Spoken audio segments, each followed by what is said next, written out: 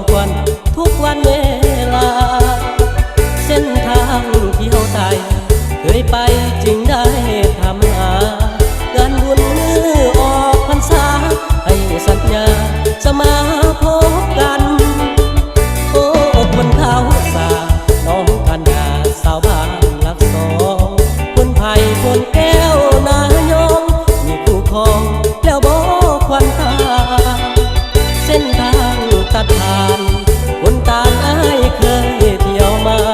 คิดทอดจึงได้ถามหาเป็นห่วงแก้วตาสาวลาบ้านเรา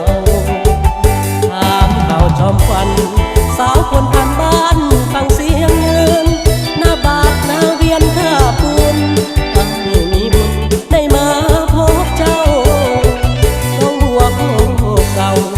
อย่าเศร้าอย่าเหงาเด้องานบุญเดือนสามวัดกันให้น้องมาเที่ยวงานบ้านเราโอ้สาวคนสาวหน้าโคตัดน้องคนงามจุดธูปเวียนเทียนคืนนั้นได้พบกันร่วมลอยกระทงสัญญากับเจ้าน้องสาวอย่าเฝ้าลืมลงสองเฮาเคยฟ้อนลำวงกับสมนงงานบุญสวง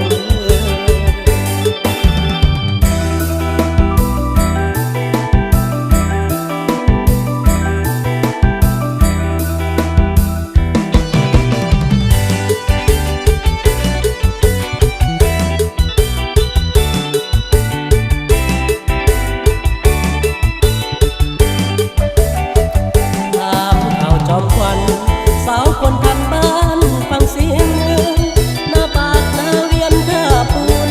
อ้ายมีบุญได้มาพบเจ้าน้องบัวโคเก่าอย่าเศร้าอย่าเหงาเด้องานบุญเดือนสามวัดกันให้น้องมาเที่ยวงานร่วมกันโอ้สาวคนสาวหน้าโคตาโตคนงามจุดธูปเวียนเทียนคืนนั้นได้พบกันร่วมลอยกระทงสัญญากับเจ้าน้องสาวอย่าเฝ้าลืมลงสองเฮาเคยฟ้อนลำวงกับสมยงงานบุญสวง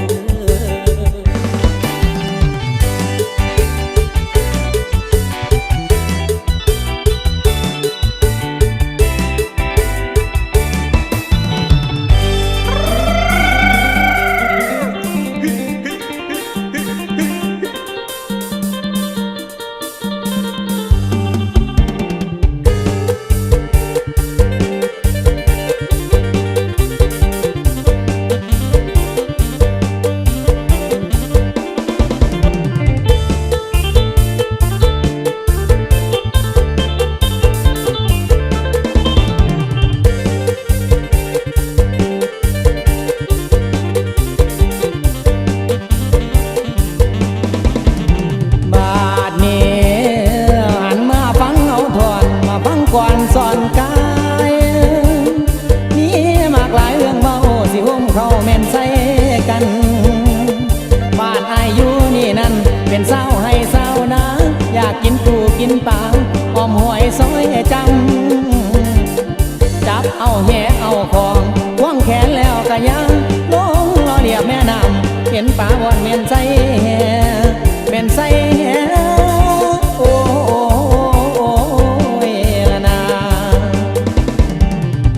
้ขึ้นมาแห่งพระใจอยากมาคุยลาปากเลือสาวเอาเหล่าขาวมาเย็นน้ำแน่มักที่แกหาเครื่องยุบน้ำมันปัดหอมอย่างมวนวันไอ้นี่บ่อยากหวนอยากสวนเจ้าไปห่วมพาลาผู้เนื้ออ่อนเพียงเที่ยงผู้ไผ่เดนางมากินปูกินปลาอยู่ทงน้ำหายมายามใส่ยามสอนหน้าดอนบอนผัวเก่ามากินสัวอึ้งเขามากินเขาแม่นห่วมกัน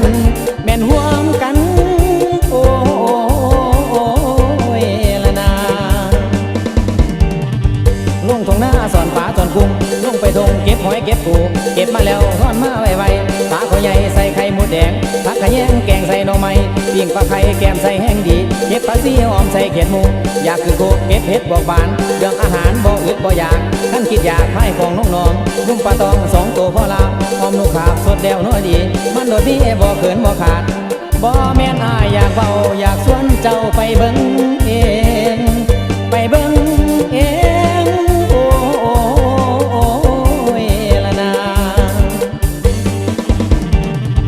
ฝนตกห้วยไหลห้วยลงทงเลี้ยมอย่างอ่อนแก้มปลาแขนขอเก็บเห็ดขอหอใส่หน่อไม้จับกบไข่ห้องอยู่น้ำหนองมีตะของกินแนวแซ่บๆมุกปลาแดกใส่แหน่ซุ่มเฮาแก้วปลาเต่าเข้ากันอำลำจำเฮ้ยจำเรื่องอิ่มเรื่องพี่ของดีๆค้างไฟไว้อยู่ปิ้งปลาบูมาสู่กันกินฝนตกดินผูกกล้วยเอาไว้หักกดไม้มาไว้ลบฝนมันบ่จนอีหยังจักอย่างฟ้าแจ้งจังปางยิ่งหัวควงแม่นตาวมา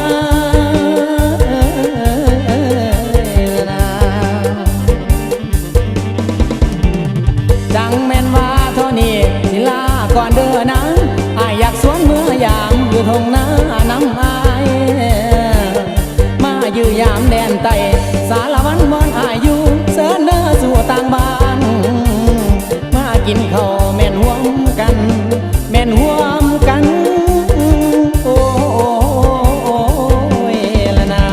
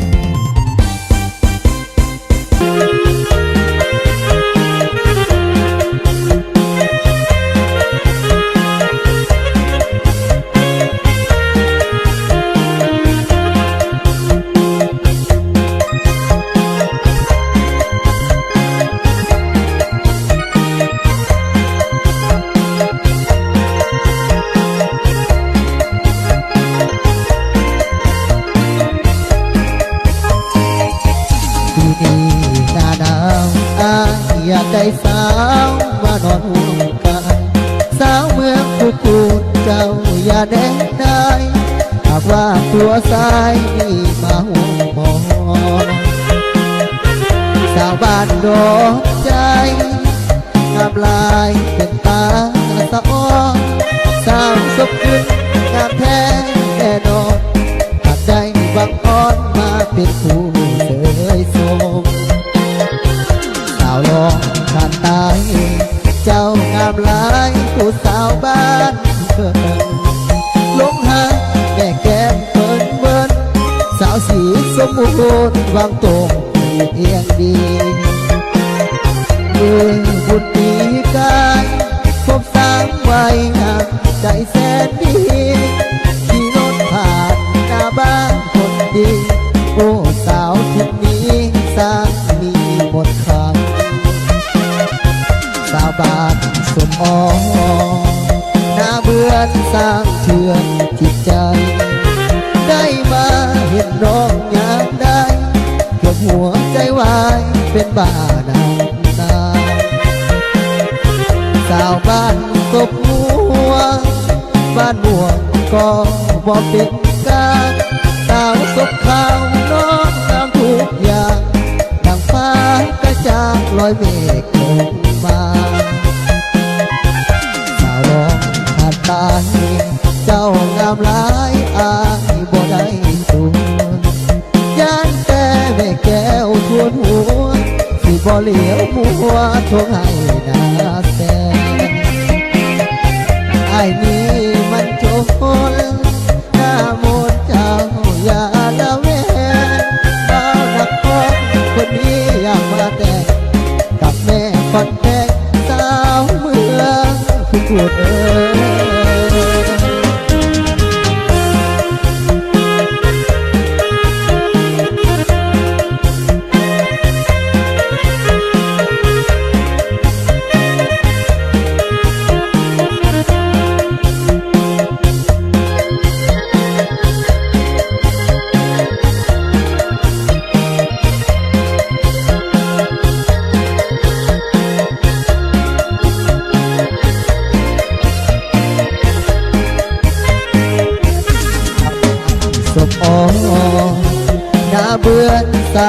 เทือนจิตใจ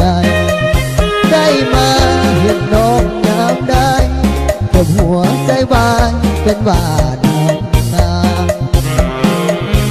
สาวบ้านศพหัวบ้านหน่วงก็บ่เป็นกลางสาวศพขาวน้องเอาทุกอย่าง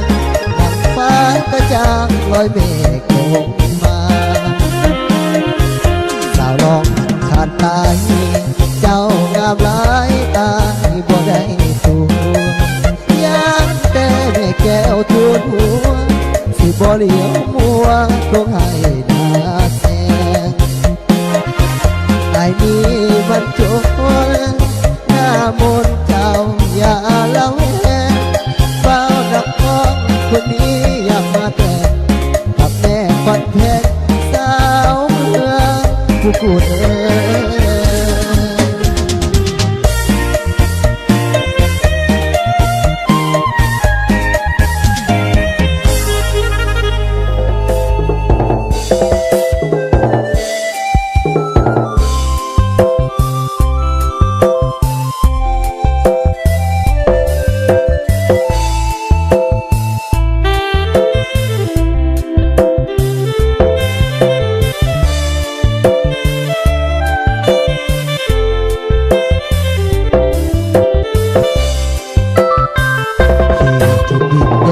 สุดแสนดีใจ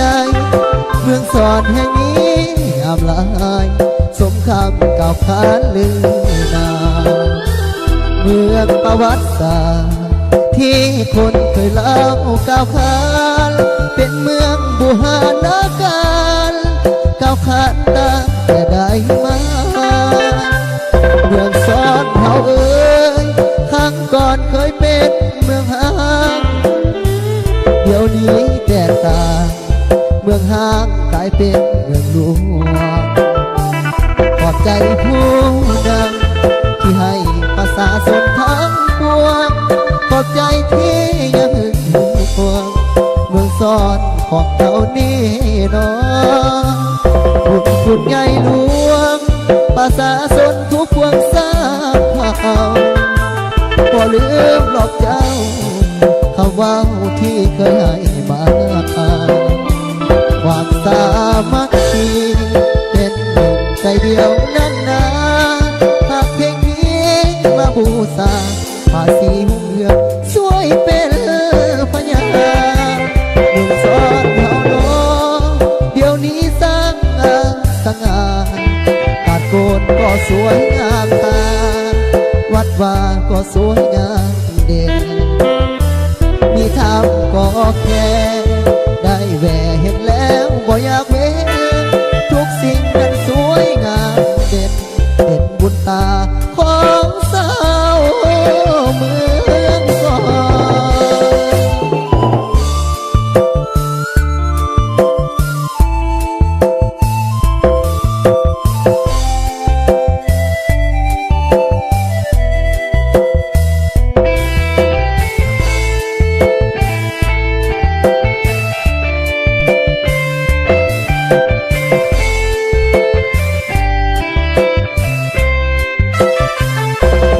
อนเฮาเอ้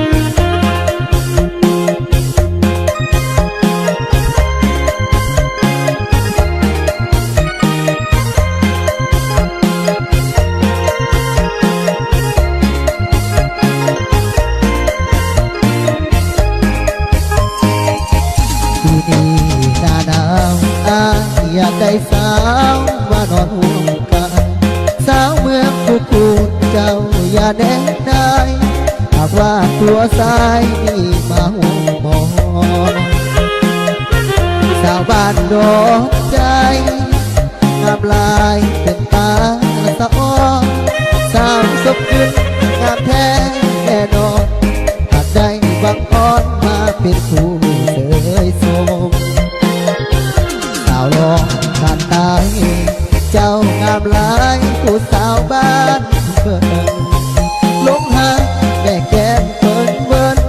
สาวสีสมบูรณ์วางตรงเอียงดีเมื่อบุญปีกายครบ3 วัยหักใจแสนดีขี่รถผ่านหน้าบ้านคนดี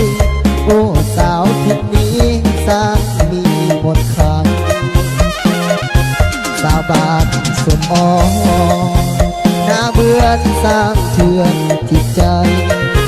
ได้มาเห็นน้องอยากได้เกือบหัวใจวายเป็นบ้านาสาวบ้านกบหัวบ้านม่วงก็บอกเป็นกา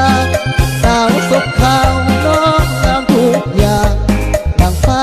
กระจ่างลอยเมฆลงมาสาวร้องขาดตายเจ้างามหลายอายบ่ได้ตัวย่านแต่แม่แก้วทวนหัว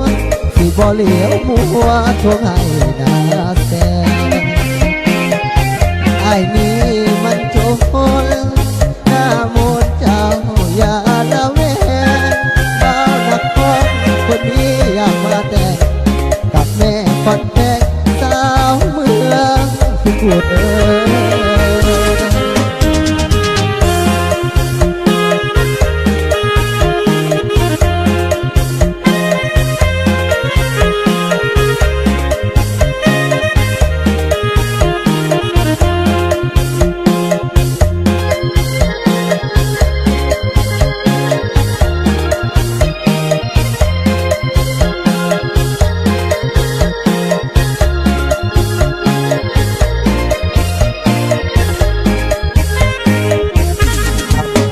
ศพอ่อนหน้าเบื่อสร้างเทือนจิตใจได้มาเห็นน้องงามได้เก็บหัวใจวายเป็นว่าน้ำน้ำสาวบ้านศพหัวบ้านม่วงก็บ่เป็นกาสาวศพขาวน้องงามทุกอย่างดังฟ้ากระจ่างลอยเมฆลงมาสาวลองขาดตายเจ้างามหลายอายบ่ได้ตัวย่างแต่แม่แก้วทวนหัวสิบ่เหลียวมัวทวงให้นาแสนไอ้นี่มันโจรหน้ามนต์เจ้าอย่าละเว้นบ้าวนักพ้องคนนี้อยากมาแต่งกับแม่ฟันแทงสาวเมืองผู้กูเอ๋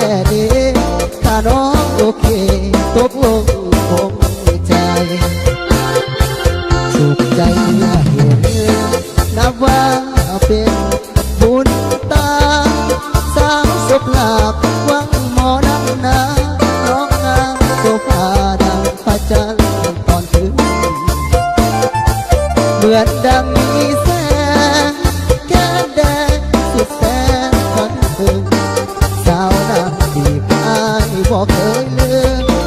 คิดเธอหนึ่งทุกเศร้าทุกแลโอ้พอพังสุขใจเด้เมื่อใดมาอยู่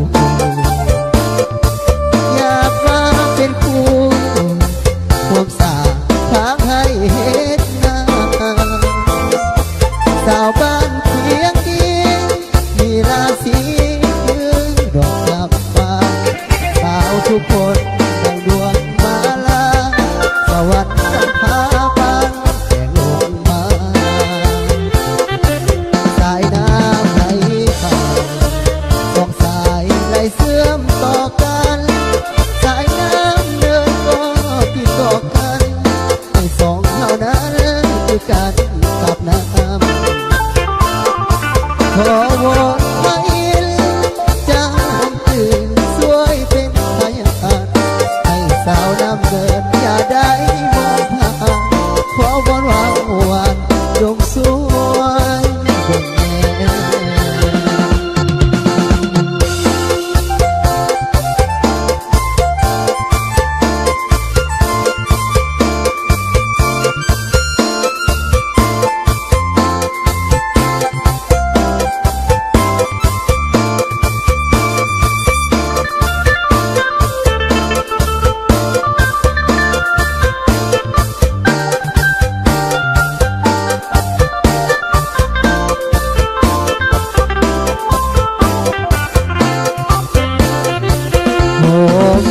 พัน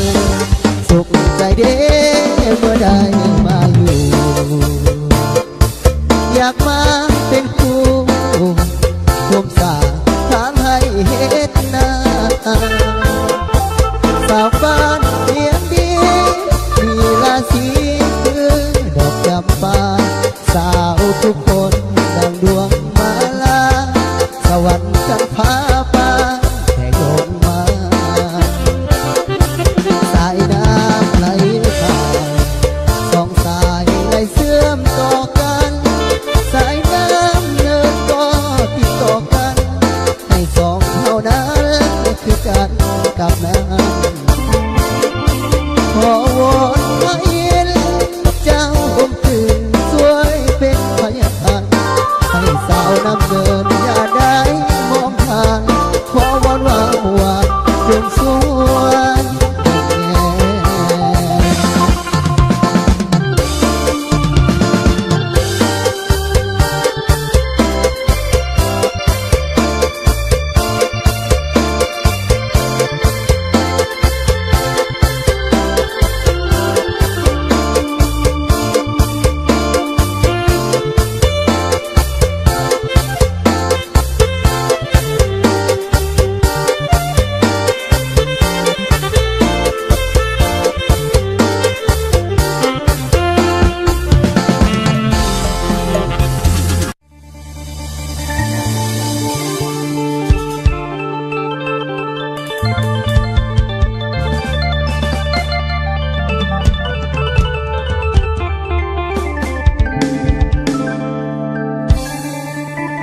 ละหา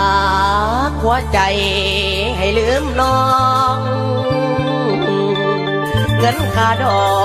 กบ่พอแต่งละเพื่อนห้องแพ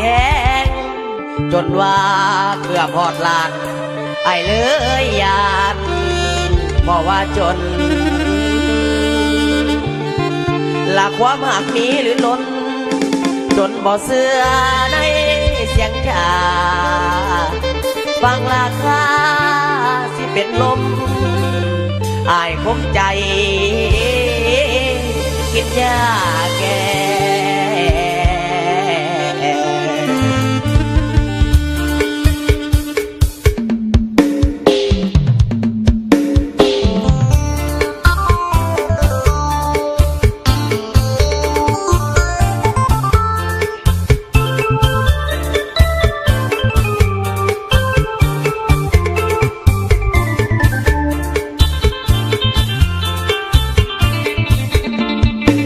แ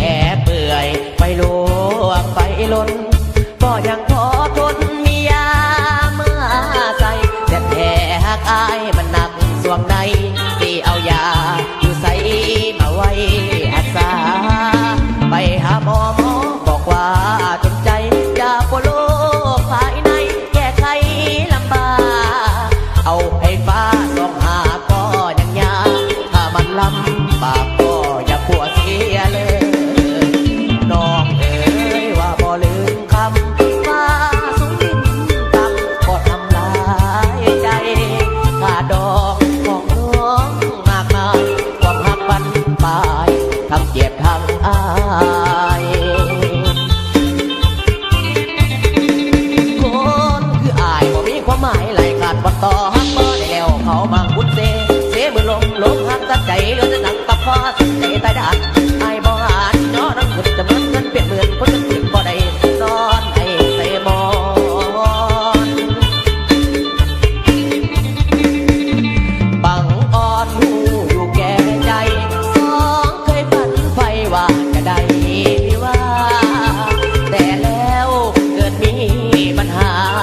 สอบเอายาเพื่อพวกหัวใจเต็มใจรักน้องเงินลอยเงินทองเหลือน้อยน้ำเงินค่าดอกคนจนกินน้ำในหนองคนว่านวลน้องขี่รถยนต์ติดแอร์คนทั้งแก่คือแห่ข้าปุ่มคงหักบ่ได้เงินหน่อยสังคอยนับจะลอยเหลือแต่เศร้าเหลียววันก็ไปคงเหลือแต่สนใจเจ้าคนจนเศร้าเขาหัวติดซึมแต่มันปวดพอซึมผ่านน้ำเพาะทรายสำหรับอายบอกว่าบนสิทธิ์สำหรับอายบอกว่าบนสิทธิ์นี่แหละคือชีวิตลูกผู้ชายคนจนไทย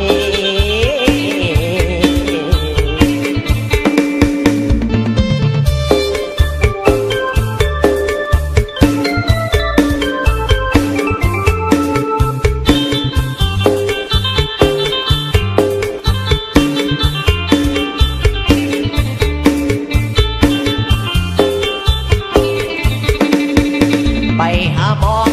บอกว่าจนใจยาปวดโรคภายในแก้ไข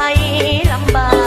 กเอาไอ้ฟ้าส่องหาก็ยังยากถ้ามันลำบากก็อย่าปวดเสียเลย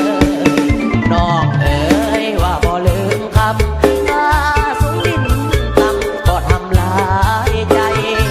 ขาดองของน้องมากมายความหักบันตายทั้งเจ็บทั้งอายค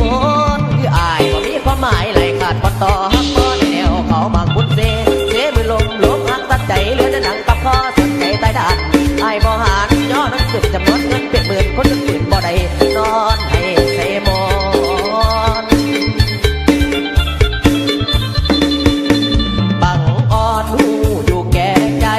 สองเคยฝันไฟว่าจะได้วิวาแต่แล้วเกิดมีปัญหาสอบเอายาเพื่อพวกหัวใจเต็มใจรักน้องเกินลอยจะต้องเหลือน้อยน้ำเงินค่าดอกคนจนกินน้ำในนองคนว่านวลน้องขี่รถยนต์ติดแอร์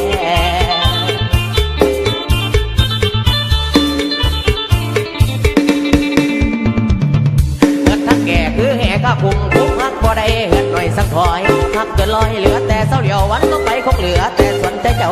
คนจนเศร้าของหัวหินซึมแต่มันโทษบ่ซึมผ่านน้ำบ่อทรายสำหรับอายบอกว่าบนสิทธิ์สำหรับอายบอกว่าบนสิทธิ์นี่แหละคือ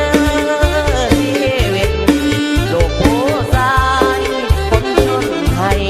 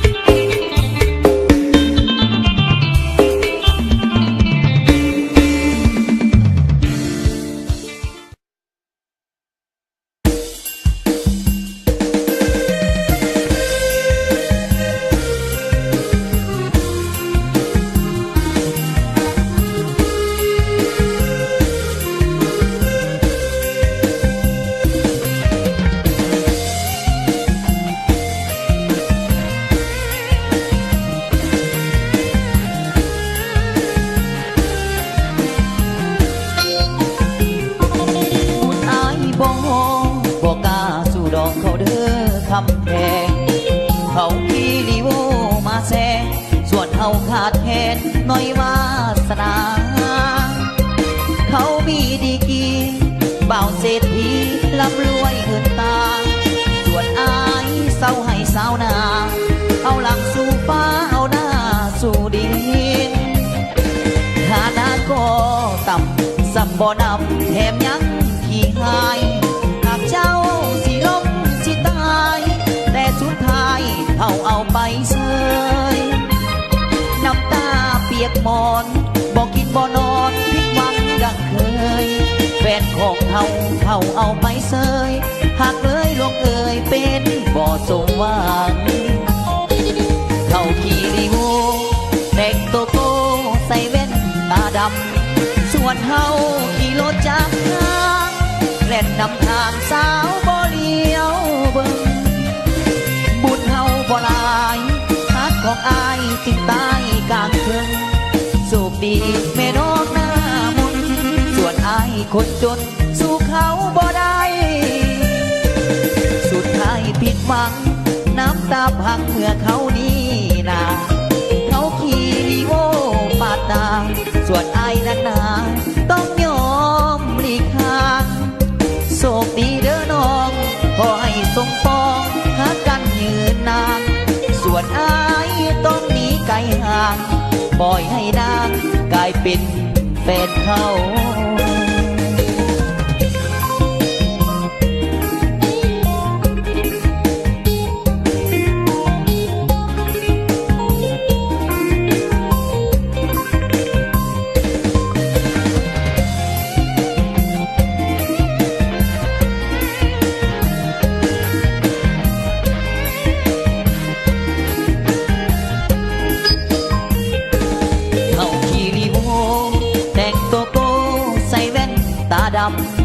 ส่วนเขา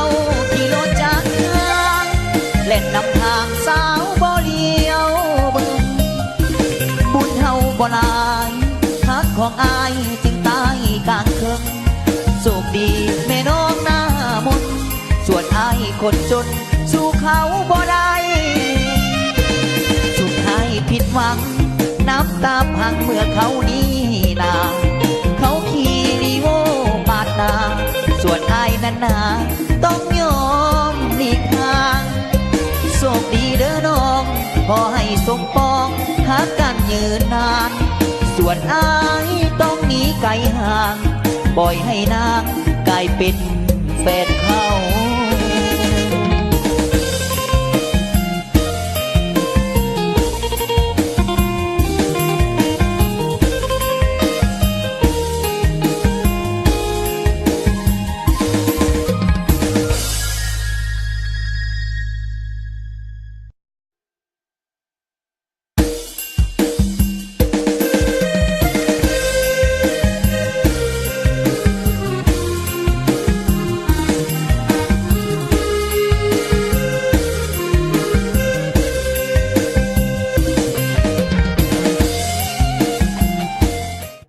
1 2 3 up ลาแฟนทหารอย่าใจน้อยคอย3 เดือนลาก่อนและย้ำอายจะไม่งำงอนอย่าลอยหลอนมีผู้สอนเห็นใจอาบ่าวทางและน้องผู้คอยอยู่บ้านเด้ออยู่บ้านให้มันส่งจอมหาละอายเป็นสายมีพันธะต้องซอยเป็นกำแพงกัน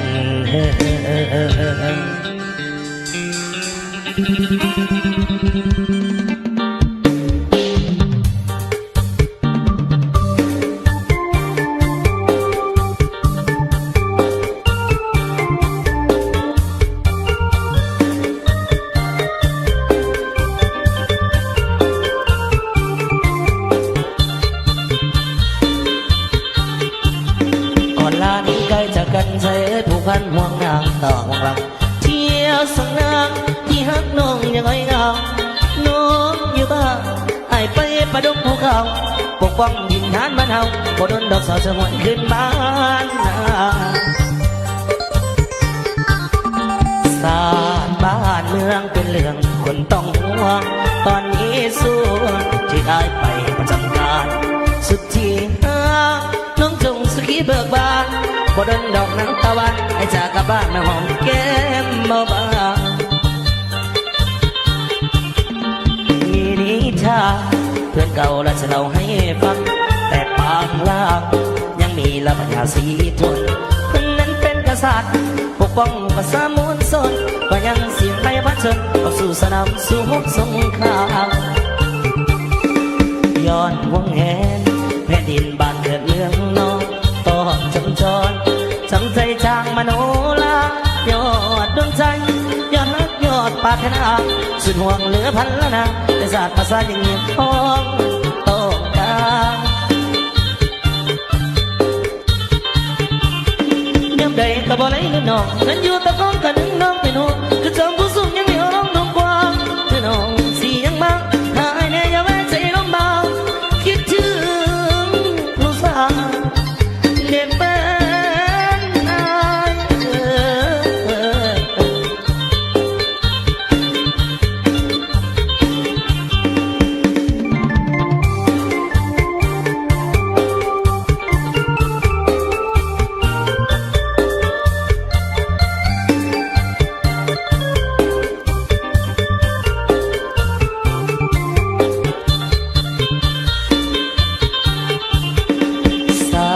บ้านเมืองเป็นเรื่องที่คนต้องห่วงตอนนี้ส่วงที่ได้ไปประจำการสุดที่ห้างน้องจงสุขีเบิกบานบ่ดึงดอกนาตะวันไอ้จากกลับบ้านมาหอมแก้มเบาบางมีนิทานเรื่องเก่าและจะเล่าให้ฟังแต่ปางลายังมีละปัญญาสีทนเพิ่นนั้นเป็นกษัตริย์ปกป้องภาษามวลชนก็ยังเสียงให้พระชนออกสู่สนามสู้รบสงครามยอดวงแหนแผ่นดินบ้านเกิดเมืองนองตอกจงจรจำใจจังมโนลายอดดวงใจยอดนักยอดปรารถนาสุดห่วงเหลือพันละนาแต่ศาสตร์ภาษายังเงียบท้องต้องการ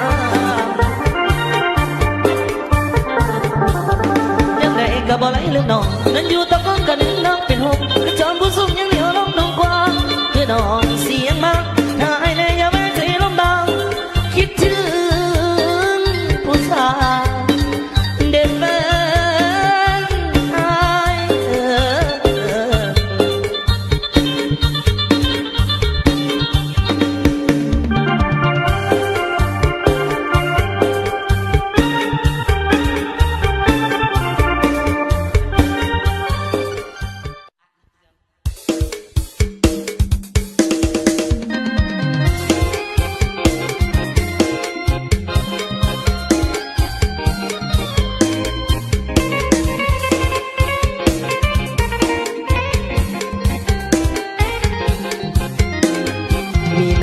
ายของมานาคานเพลงเพื่อนจะเจ๊งเป็นเพลงออกสู่ลางตาของลาวสตาร์เสื้อแนวเป็นบริการส่งหอยยิ้มหวานหวานให้สื่อมวลชนนี่คือคนผู้มีน้ำใจคือค่ายเพลงทวีเซอร์สตูดิโอคือบริษัทของโบราณใหญ่โตสาขาสุดตลาดเสาซับปิ้งมันขายเพลงดังศูนย์รวมศิลปินมีโกสินสามไอ้น้องบ้านนามีหมอลำแสงเดือนจันโทโสภามีกองลางนักร้องอินเตอร์ต่อยนิพนธ์เสื้อน้อยหมอลำมีน้ำใจของหนุ่มวังเวียงฝากเองฝากให้หัวหน้าบริษัทเป็นเสียงเพลงกับลาวสตาร์เสื้อแนวคนกันเองฝากเขียนเพลงให้ลาวสตาร์ลาว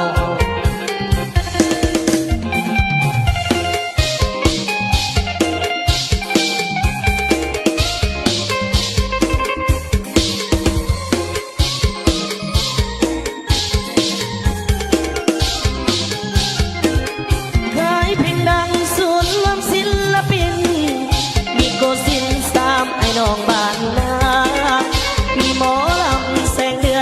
โอโซภามีกงลานักห้องอินเตอร์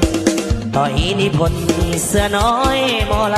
ำมีน้ำใจของหนุ่มวังเวียงฝากเองฝากให้หัวหน้าบริษัทเป็นเสียงเพลงกับลาวสตาร์เสื้อแนวคนกันเองฝากเป็นเพลงให้ลาวสตาร์ลาวเฮา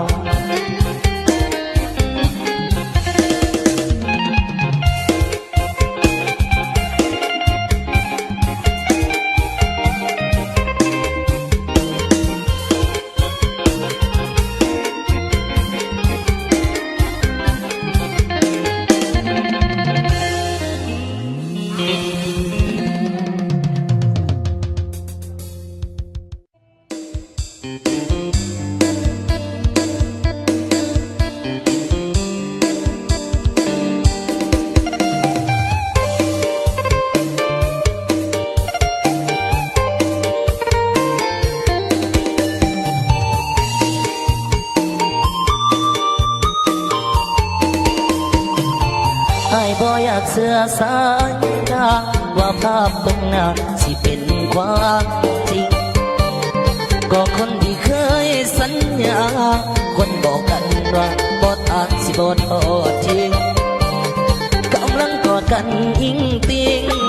กอดอิงติงอยู่กับเพื่อนไก่ยกให้เพิ่นเบิดใจเมื่อข้างเห็นกันรวมใจวันเดือนสิอยู่ที่กันและกันนักรวมฝ่าฟันยังสิซอยกันเบิดจังได้มากันเป็นเนื้อมาเฮ็ดกันได้แค่น้องใจคนแล้วคำที่ว่าฮักกันมือนั้นมันเฮียที่สายแล้วคนที่ว่าฮักหลายมือนี้หัวใจเอาไผมาปนแค่บ่มีแห้งหายใจลาลอยไปทั้งตัวตนกันใจฟังเหตุผลของคนที่เศร้าหังกัน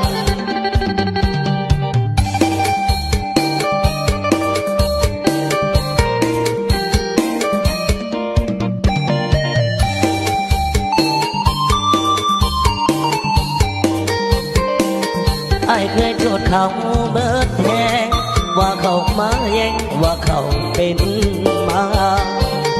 แต่เมื่อได้เห็นตามตาจึงได้หูว่าอายโง่มาตั้งนานที่แท้ก็เป็นน้ำตาทิ่มกันงานแค่น้องใจคนแล้วคำที่ว่าฮักกันเมื่อนั้นมันเฮียทิ่มสายแล้วคนที่ว่าฮักหลายมือนี้หัวใจเอาไผมาปนแค่พอมีแห้งหายใจลาลอยไปทั้งตัวตนกลั้นใจฟังเหตุผลของคนที่เศร้าหังกันไอ้บ่อยากฟังเหตุผลของคนที่เศร้าหังกัน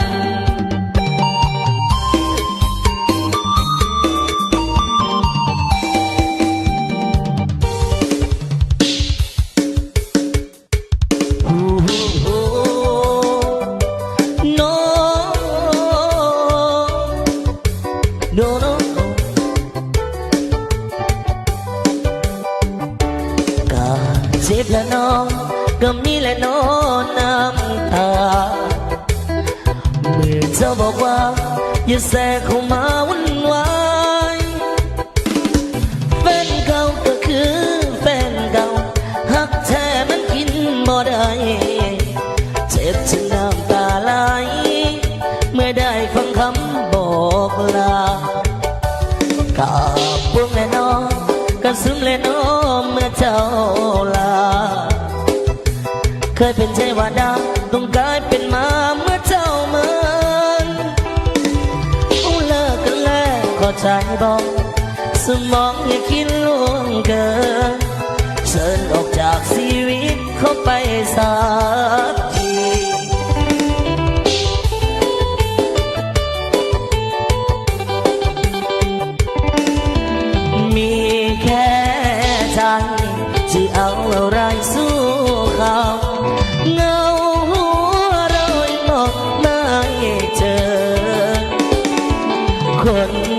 างคนทิ้งกันขอเลยเลิกเธออย่าเพิ่งทิ้งกันกอดข้าไว้เจ้าก็ไปคือเก่าห้องให้คุกเขาเจ้าก็บ่สนใจ สายตาแนมนอนน้ำเจ้าคือว่าขาวแท้เดหุ่นเสื้อหัดหุ่นน้อยิงจริงเห็นคิงล่างบาดยางสูงไผเดี๋ยวเห็นก็อยากมอยไผมาเห็นก็อยากมอยกัดโซปอยน้ำลายไหลหัวใจไว้เมื่อมาเห็นสมินสวงแต่น้ำมือเจ้า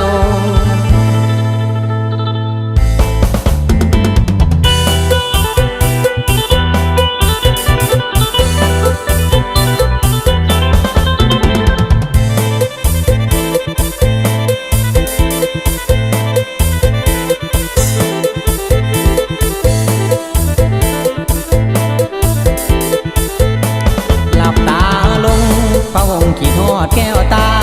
ทุกเวลาภาวะคิดฮอดบ่เศร้า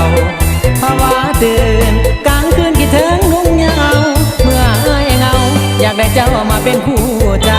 เมื่อพบกันวันนั้นบอกกล้าบอกนางโอ้แอวบางน้องนางงามจนมาใจ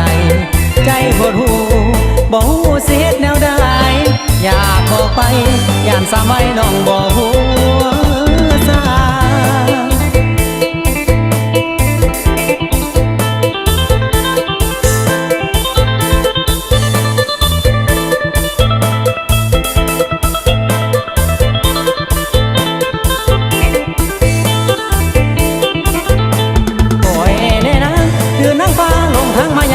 เห็นก็ต้องห้องเย็นสองน้ำหรือว่าเจ้ามาแต่ทางใดสวยมีเลยดังหน้าสง่างามหรือกองสายตาจองละมือมองเจ้ายางย้ำมือหัวเมื่อยิ้มละหวานเยี่ยมส่งมาน้องยิ้มข้าหัวใจนุ่มทั้งหลายอันตรายความสวยยังไหวมาทางอาย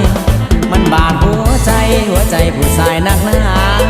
เมื่อถึงเวลาให้มาหักเจ้าจริงจังบ่ได้เบาเล่นมันเป็นดีเนื้อนาอยากฝากความหวังย่านแต่นางนั้นบ่สนใจ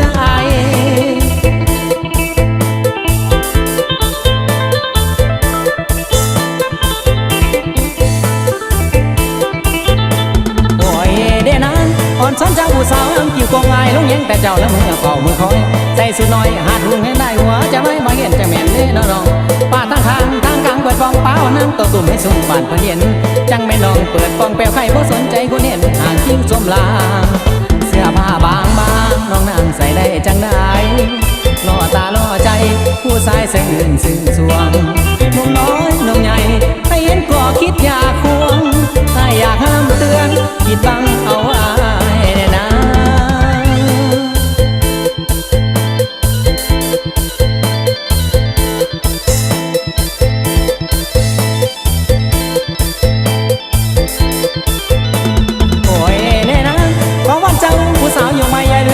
น้องยี่ของเขาแต่หลังก็ไม่ตั้งหีดยี่ของยังเคยประเพียนสมาแต่เฮายังหน่อยจำเอาไว้สิไหมแล้วพาเพียงประเพณีแต่เขาเฮาตั้งแต่นานย่านแต่น้องเมาแต่ความสวยย่านแต่น้องเมาแต่ความสวยจนลืมคำคุณสอนบ่อนงามของเขาน้องอย่าเมาแต่น้ำจริง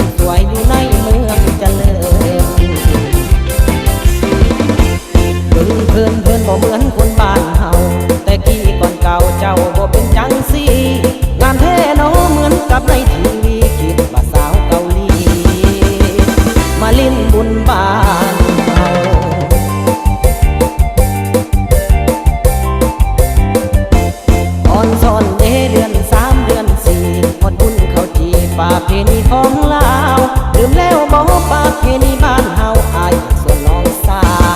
วให้เข้าวัดทำบุญ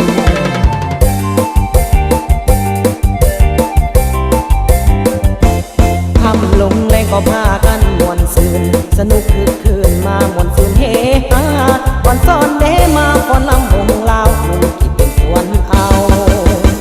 ให้เข้ามามวนซืนเอามวน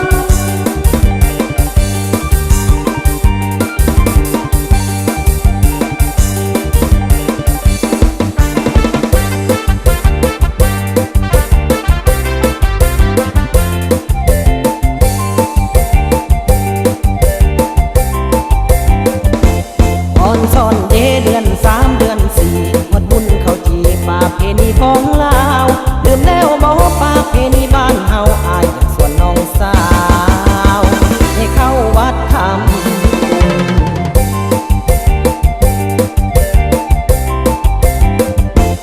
ทำลงเลยก็พากันมวนซืนสนุกคือคืนมามวนซืนเฮฮาก่อนซ้อนเดมาฟ้อนลำวงลาวหนุ่มที่เป็นส่วนเอาให้เข้ามามวนซืนเอามวน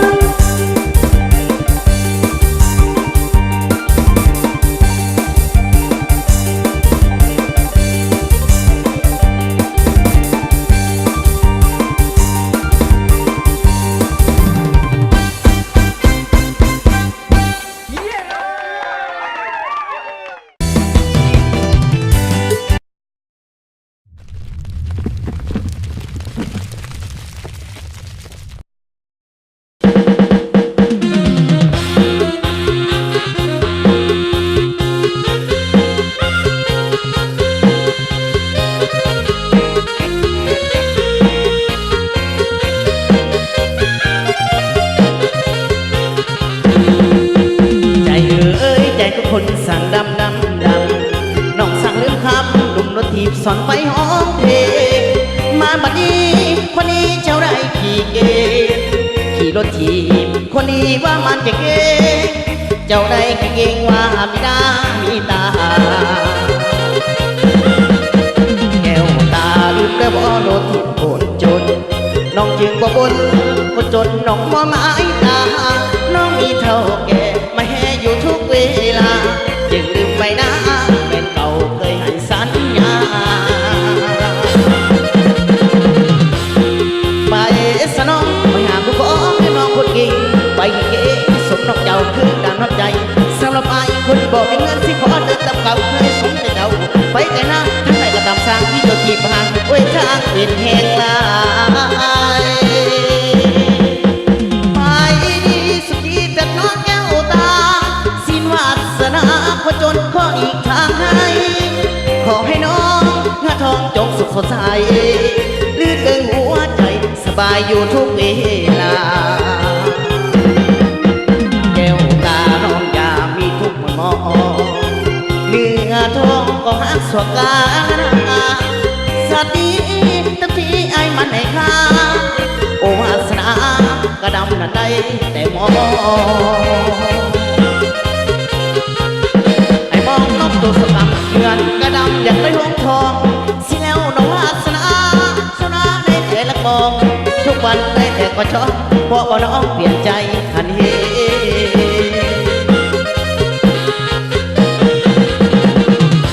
ตัวนี้น้องหัวเจ้าตัวนี้น้องหัวเจ้าพอว่าสมใจไอ้ดีรถเก่งมาเป็นแซ่เอาผสมสีไปหมดอยู่บ่ได้คงสใจแท้ก็เก่งสีไปห้องเพลงอยู่ใส่น้องอยู่ใส่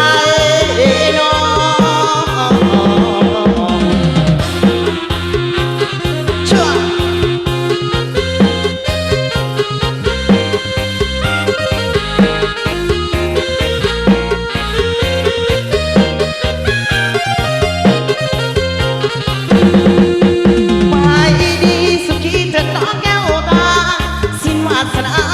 ขอจนขออีกทางให้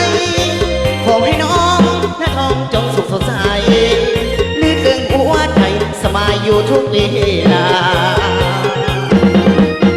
แก้วตาน้องอย่ามีทุกข์มันมองเนื้อทองของหักสกาละนา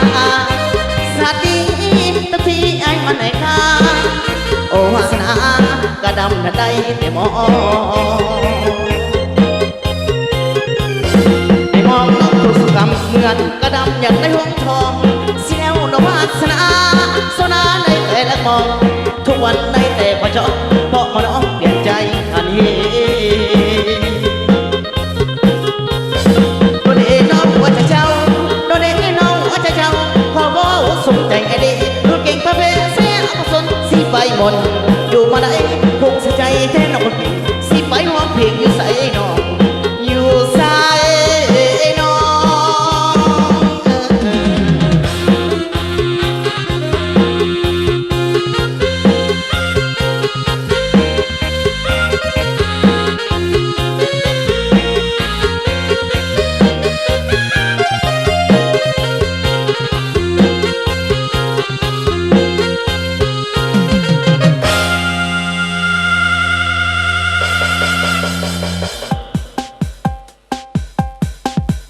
ก็เป็นเกียรติอนุญาตที่เชิญทั้งภาคส่วนบริษัทอิตาเลียนเนาะทั้งสองท่านก็เข้าสู่บรรยากาศเป็นเกียรติสามัคคีระวงในคนมนต์ซื่น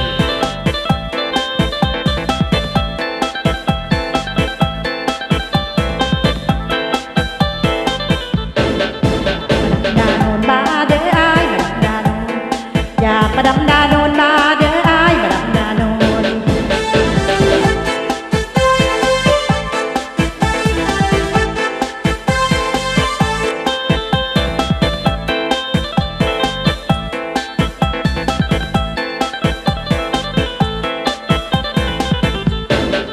คิดหอดอ้ายอยู่บ่ไหวพาโลบอกคำสาวเซโนตั้งใจงานเด้อมาจนวันนี้ก็ยังบ่เลิกมาจนวันนี้ก็ยังบ่เลิกก็ลายังคิดเห็นหน้าอยู่เพ่แพ่แพ่แพ่ที่นานวนอ้ายจงหวนคืนมาอย่าลืมคำสัญญาจริงหากระโนงบ่แน่อย่าให้ความรักของน้องพี่ถูกลอยแพอย่าให้ความรักของน้องพี่ถูกลอยแพยันแดนหูแง่และใจบ่แพ้เพียงทาง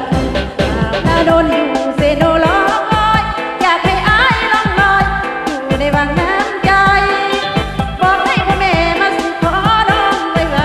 ๆบอกให้พ่อแม่มาสู่ขอน้องไวๆยันอ่อนบ่ได้ปล่อยหัวใจแหลมน้ำอย่ามาเล่าหยอกหรือมาหลอกใจต่อหน้าโน้นใหญ่ยังให้อ้ายมาฟังน้องยังรักษาหน้ามูลไว้ถ้าก่อนคำน้องยังรักษาหน้ามูลไว้ถ้าก่อนคำหัวใจอ่อนคำอยากให้มาดำลาโน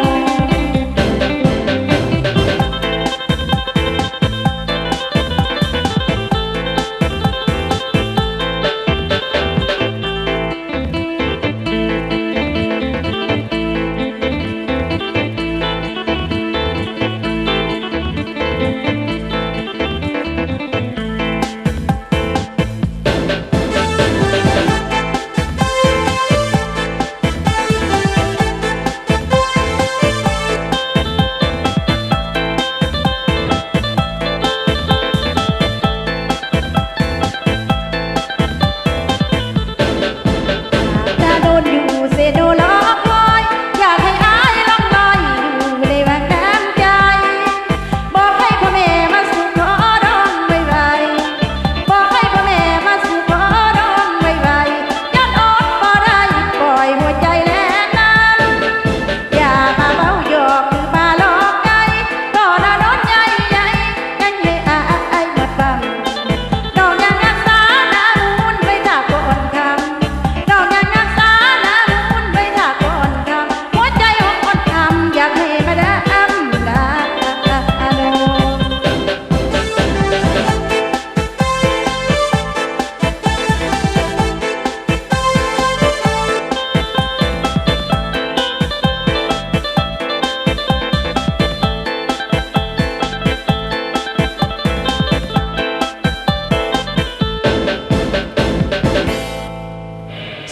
สบายเด้อพี่น้องเด้อและก้าวเข้าสู่บรรยากาศเป็นเกียรติสามัคคีระวงหอบต่อไปจัดเป็นเกียรติให้แก่ทั้งทานเพชรเสวียนเนาะ เฮ็ดเสวียงนี่เนาะก่อนเมืองเขาดิก็มีทั้งทานกิบริษัทอีกาเอลพอดี อภิเกียรติอนุญาตให้เชิญนางสาวคำวันนางสาวทิพย์สงฆ์อภิเกียรติอนุญาตให้เชิญทั้งสองก้าวเข้าสู่บรรยากาศแห่งมวลแห่งกมวลกุมซืนของพวกเขาดิเนาะก็อภิเกียรติอนุญาตให้เชิญทั้งทานกิและก็ทั้งทานเพชรเสวียงเนาะอภิเกียรติให้เชิญอภิเกียรติอนุญาตให้เชิญมาทานแขกผู้อภิเกียรติมวลซืนณโอกาสนี้ให้เชิญสมศักดิ์บรรยากาศเอาซ้อน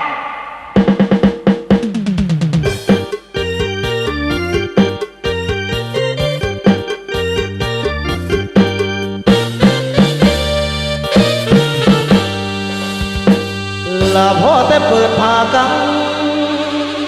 โอ้ยผ่ากังไปอุกอังแต่น้ำมีดินไผ่หลายเงินคำเสียจังเม่นเมียของอายตำรวจจับจะเป็นไข่บัตรประกันออกมาก็ยังดินคือเก่าลาเฮ็ดจังไงน้อหมู่เจ้าเมียสีเศร้าโอ้ยเด้น้อเมียเฮา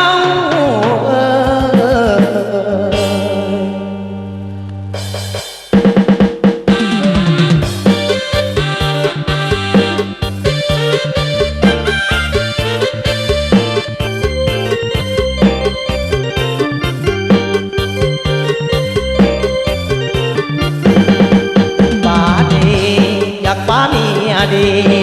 อยากป้าเดป้าเมียดินไทยคิดหลายทีก็ยังป้า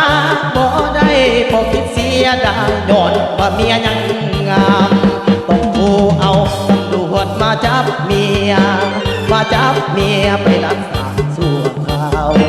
อย่าบอกเด้อมันเป็นการของเฮาเมียหูเรื่องราวย่านได้กินสากกระเบือสวนก็มาเป็นหมูแต่ละมือสวนก็มาเป็นหมูฟ้ากระดักมีไฟอยู่ในกองตะเกือนเขาได้นำก็เคยห่วงน้ำพวงได้ตะพัวคิดดิ่งเมื่อที่ทางไงวดบ่ได้ใดที่ใดเถื่อวดบ่ได้ใดที่ใดเถื่อเพื่อได้เดว่ามีไฟบ่มีมือเปลี่ยนแปลงจริงในแจ้งตำรวจใหญ่มาจับมีระเบียบกฎหมายก็อยู่เพื่อเท่านี้ปอดยาเนี่ยตำรวจมาไม่ต้องคนถึงว่ากระแดนไปขนาดบางคนก็ไปบังอยู่สาบางคนสลาดก็ไปอยู่ในไหแต่เมียข่อยเดาคนหัวใหญ่เราตัดสินใจก็โดดลงน้องน้ำหอดย้ำตำรวจมาตามหอดย้ำตำรวจมาตามแล้วบอกว่าอาบน้ำยังบ่อยากขึ้นยังบ่อยากขึ้นให้สะอื้นอยู่ในหนองน้ำสันให้สะอื้นอยู่ในหนองน้ำสันตั้งหอยกันตะตองตั้งปีหน่อยไต่ตองน้องตัวน้องน้องแม่ก็ดีนั้นจะจับจะทิ้งให้กินเดือดองเดือดทองหักเมียนอนมาหักเมียให้ตำรวจมาจับไปครั้งสกาวมันจะยาตะโซ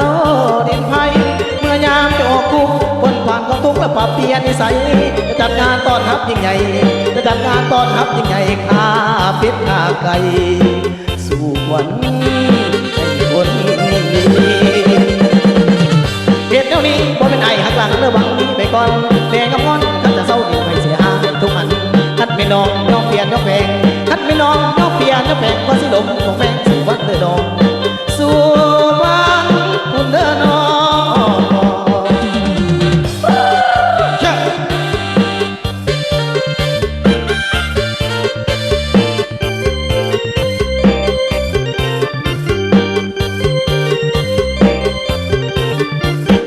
ปอดน้ำน้ำตำรวจมากไม่ต้องพ้นถึงผ้ากระแนนไว้ขนาด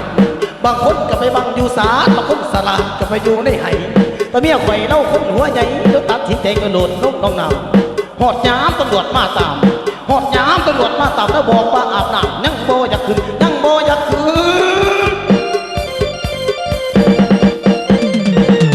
ให้เสื่อนอยู่ในหนองน้ำสันให้เสื่อนอยู่ในหนองน้ำสันตั้งหอยกันแต่ต้องตั้งปีหน่อยแต่ต้องน้องตัวน้องน้องแม่คนหินให้ไปจับจะที่จะกินดีเดือดองเดือดทองหักเมียย้อนมาหักเมียให้ตำรวจมาจับไปครั้งสกาวจะยาจะเศร้าดินไฟเมื่อยามจะออกคุกคนผ่านความทุกข์และปรับเปลี่ยนนิสัยจะจัดงานต้อนรับยิ่งใหญ่จะจัดงานต้อนรับยิ่งใหญ่ข้าเป็ดข้าไก่สู่วันให้คน เหตุก็มีบ่เป็นไอ้หักหลังเมื่อวังนี้ไปก่อนแม่กำงอนขันจะเศร้าที่ไปเสียหายทุกอันขันไม่นองย่อมเปลี่ยนย่อมแปลงขันไม่นองย่อมเปลี่ยนย่อมแปลงว่าสิดมบอกแม่สิวัดเดินนองสู่วันคุณเดินนอง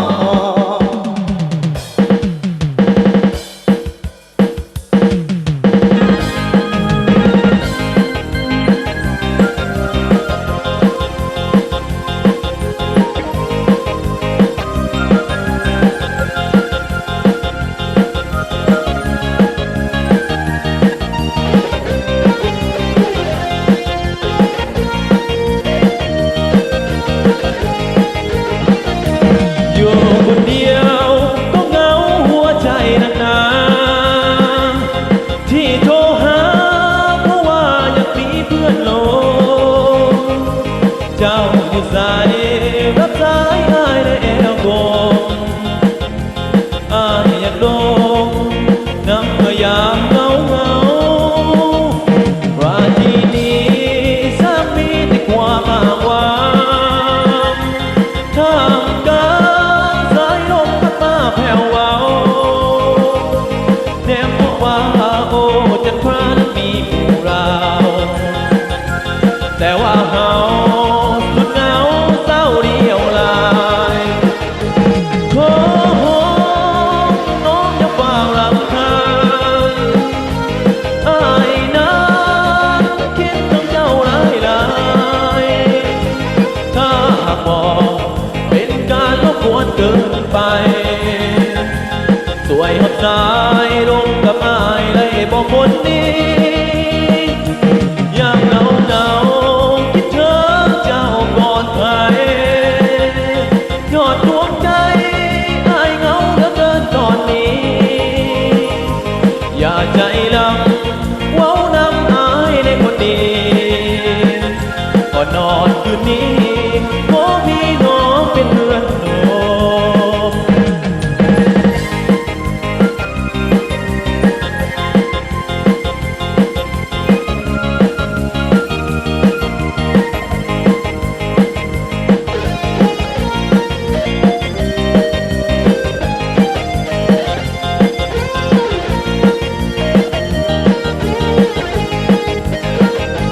โอ้โหน้องอย่าเฝ้ารำคาญอ้ายนั้นคิดถึงเจ้าหลายถ้าหากบอกเป็นการรบกวนเกินไปสวยหับสายรวมกับอายได้บอกคนนี้อยากเหงาคิดถึงเจ้าก่อนใครยอดดวงใจอายเหงาเหลือเกินตอนนี้อยากใจลำเว้านำอายในคนดีก่อนนอนคืนนี้ขอมีน้องเป็นเพื่อนโดมก่อนนอนคืนนี้ขอมีน้องเป็นเพื่อนโดม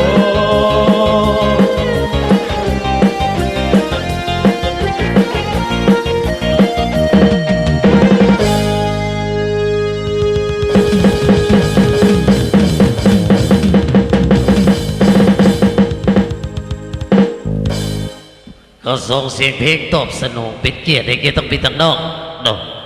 อันอยู่บ้านข่อยโบลินไพ่เด้ออยู่บ้านข่อยเด้ออันอยู่ทางบ้านข่อยโบลินไพ่เสาลินไพ่แล้วนี่เปลี่ยนใหม่มาเป็นหาเห่าเว้าพื้นเดี๋ยวนี้โอ้ยแหงหนักกว่าลินไพ่พี่น้องเอ้ยไปเจออะไรก็ได้ยิน หลายอยู่ทางบ้านข่อยพุ่นละ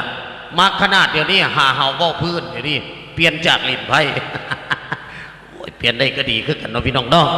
มันแนวมันพิษกันพนันดิเอาวันนี้เอาเป็นรอบของทั้งทานอะไรนี่ท่านบุญติวท่านสุบินผมด้วยครอบครัวท่านเองเด้อนานลังวันนาวิธีมาเองแล้วพี่น้องไปเนาะ ขอบใจเด้อมาลัยน้ำใจท่านบุญติวผมเอาเสื้ออีก100,000พุ่นน่ะพี่นี่